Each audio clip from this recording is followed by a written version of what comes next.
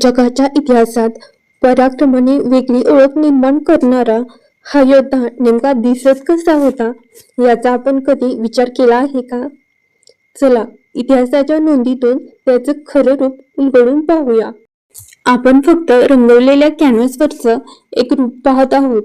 आजपर्यंत अनेक चित्रपट आणि मालिकांमधून आपण संभाजी महाराजांची अनेक रूपं पाहिली, पण सत्य हे आहे की त्यांच्या काळात छायाचित्र नव्हतं.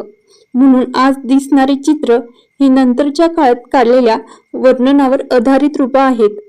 मंडळी, शिवकालीन बकर, काही समकालीन परकीय प्रवासी आणि मुघल दरबारातील नोंदी यांच्यातून त्यांच्या व्यक्तिमत्वाची खरी झलक आपल्याला सापडते. आज पडद्यावरचं रूप नाही तर इतिहासात उमटलेलं खरं व्यक्तिमत्व पाहूया. शिवकालीन नोंदी सांगतात, संभाजी महाराज उंच, सदृढ आणि धिप्पाड बांध्याचे होते.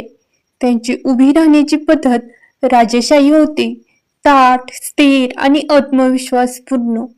त्या चेहऱ्यावरचं तेज विशेषत्वानं नोंदवलं गेलं आहे. रुंद कपाळ, करारी जबडा, नीटशी दाढी मिशा ही केवळ बाह्य लक्षणं नव्हती तर व्यक्तिमत्वाची ओळख होती.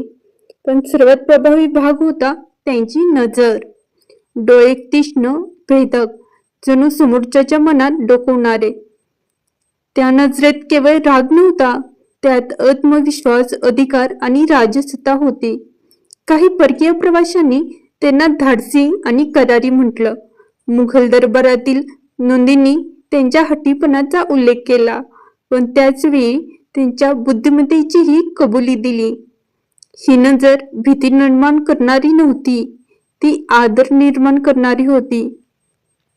दाढी मिशा, अंगरखा, शेला, कमरेला तलवार ही त्यांची राजेशाही ठेवण केवळ पोशाख नव्हती, ती स्वाभिमानाची घोषणा होती. त्यांचं खरं रूप चेहऱ्यात नव्हतं, ते त्यांच्या निश्चयात होतं, स्वराज्यनिष्ठेत होतं आणि संकटासमोरही न झुकणाऱ्या अखंड धैर्यात होतं. इतिहास साक्ष देतो, ते सहज काबूत आले नाहीत. अत्यंत कठोर यातना सहन करूनही त्यांनी धर्म, स्वराज्य आणि स्वाभिमान सोडला नाही.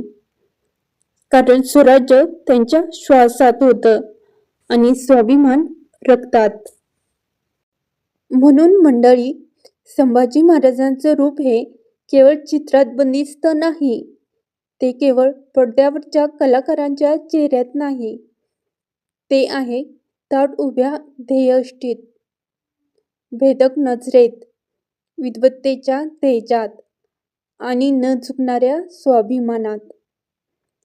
इतिहासात उमटलेलं त्यांचं खरे व्यक्तिमत्व आजही आपल्याला शिकवतं, परिस्थिती कितीही कठीण असली तरी निश्चय आणि स्वाभिमान कधीही सोडू नका.